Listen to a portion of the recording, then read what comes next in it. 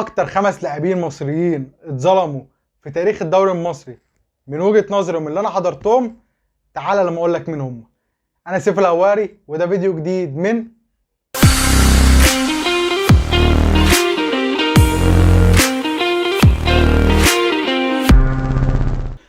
رقم 5 حسام باولو.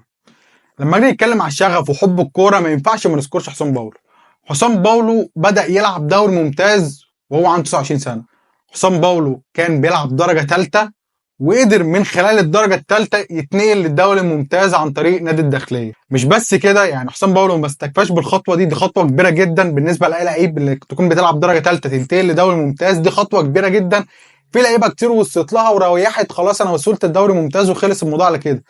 بس حسام باولو ما استكفاش بكده وقدر يلعب 3 مواسم مع الداخلية، قدر من خلالهم ياخد 2 هداف دوري ممتاز. انت متخيل لعيب كان بيلعب درجة ثالثة يلعب دوري ممتاز ويقدر ياخد هداف الدوري 2 ورا بعض وهو بيلعب في الداخلية في فريق بينافس على الهبوط؟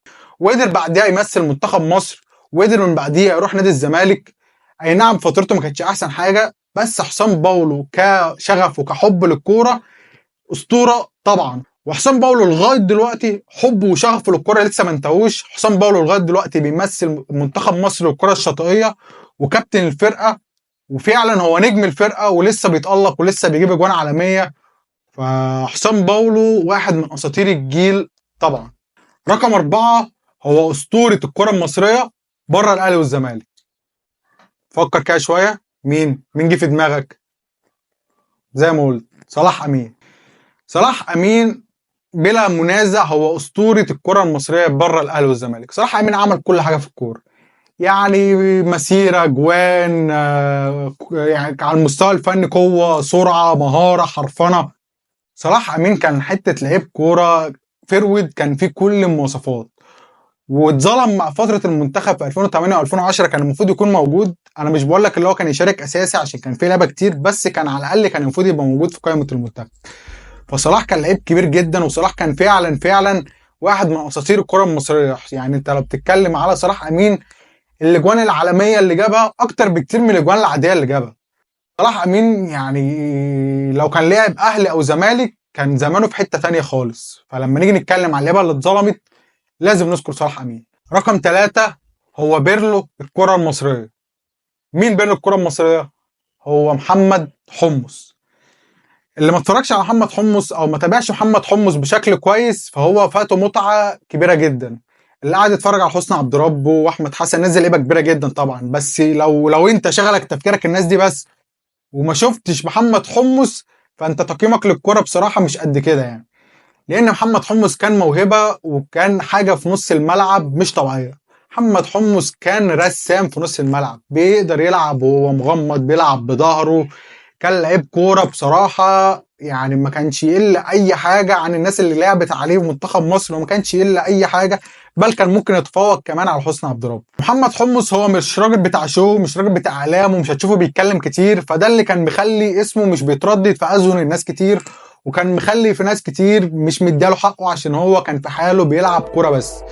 وكان لازم مسيرته تبقى احسن من كده مع المنتخب. هو لعب في كاس القارات في 2009 وشارك مع المنتخب، بس انا كنت بشوف اللي هو كان المفروض يبقى ليه دور اكبر من كده مع كابتن حسن شحاته مع منتخب مصر. فطبعا محمد حمص من اللعيبه اللي اتظلمت في تاريخ مصر، وهو اسطوره من اساطير الاسماعيلي طبعا. نيجي بقى للمركز الثاني، هو زميل محمد حمص في الجيل الذهبي للاسماعيلي، هو عمر جمال. اللي ما اتفرجش على عمر جمال وما استمتعش بكورته وما استمتعش بحرفنه عمر، ما اتفرجش على اي بلاي ميكر قبل كده. عمر في الفتره بتاعته مع الاسماعيلي دي هو كان اجمد لعيب من حيث الموهبه والمهاره في الدوري المصري كله. يعني انت بتتكلم مثلا تقريبا من اول 2008 لغايه فترته مع الاسماعيلي كلها لغايه 2012 تقريبا، لا مفيش حد كان قد عمر جمال في الكوره في الفتره دي. عمر كان حرفيا في حته، ولعيبه الكوره في مصر كلها في حته ثانيه. يعني لعيبه الكوره كلها بتلعب كوره كده معينه، وهو عمر نازل باصدار تاني خالص، بيلعب كوره تانيه خالص. يعني هو نازل بنسخه واحده اسمها عمر جمال في استاد اسماعيليه. تفتح كده التلفزيون تلاقي استاد اسماعيليه وتلاقي عمر بيمتعك. فعمر مسيرته ما خدتش حقها على الاطلاق. ممكن الاصابات اثرت عليه، ولما راح الاسماعيلي فترته ما كانتش، لما راح الزمالك اسف كانت فترته مش احسن حاجه. فعمر لو كان عمل ارقام فرديه او كان خد حاجه مع الاسماعيلي او قدر يحقق حاجه مع الزمالك، قدر يحقق ارقام الناس تفتكره بيها، كان زمان عمر في حته احسن من كده بكتير. فعمر من حيث المهاره ومن حيث الموهبه واحد من اساطير الكره المصريه طبعا، اللي ما خدش حقه نهائي. نيجي بقى الرقم واحد واكتر لعيب من حيث الموهبه والمهاره بالنسبه لي في تاريخ مصر ما خدش حقه. بس قبل ما اقول لك مين هو، بعد اذنك تنزل تعمل لي لايك، فولو، سبسكرايب، تروق عليا عشان دعمك بيفرق معايا جدا. نيجي بقى لاحسن لعيب بالنسبه لي، هو ايمن حفني. ايمن حفني بالنسبه لي اللي ميسي كان بيعمله في اسبانيا ايمن حفني كان بيعمله في مصر. وانا بتكلم مش بافور ولا بزود في حق ايمن ولا بقول اي حاجه زياده، لا حرفيا ايمن كان بيمتلك كل شيء يخلي المشاهد يقعد يتفرج وهو مستمتع وهو مبسوط. حتى لو انت كنت اهلاوي في فترته مع وهو بيلعب مع الزمالك او زوايا، انت ما كنتش بتستمتع عشان هو كان بيلعب في الفريق المنافس.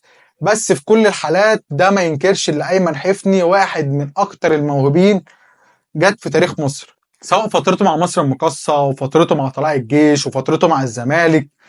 ايمن حفني كان لعيب كوره مهاريا مش طبيعي. انا عمري ما هنسى له بصراحه الماتش بتاعه قدام الاهلي، الجون اللي جابه في مسعد عوض من ناحيه الشمال اللي حطها لوب فيه. ايمن حفني الماتش ده كان بيلاعب الاهلي لوحده، كان حسام عاشور بيلعب عليه، حسام عاشور جاله الرئه بعديه والله. حسام عاشور انا متاكد 100% ان لو سالت حسام عاشور اكتر ماتش في حياتك انت تعبت فيه اقول لك الماتش ده. ايمن حفني كان موهبه مش طبيعيه. اللي اثر على مستوى ايمن واثر على استمراريته هو مستواه البدني. يعني ايمن مستواه البدني ما قدرش يخليه يكمل في الملاعب اكتر من كده، وخلاه يبطل في وقت قليل، وكان اصاباته كتير. بس برغم كده كان في الملعب راجل خش خدها من تحت رجله.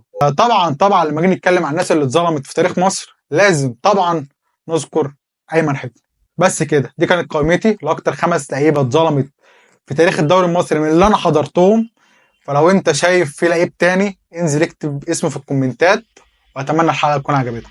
بس كده، السلام عليكم.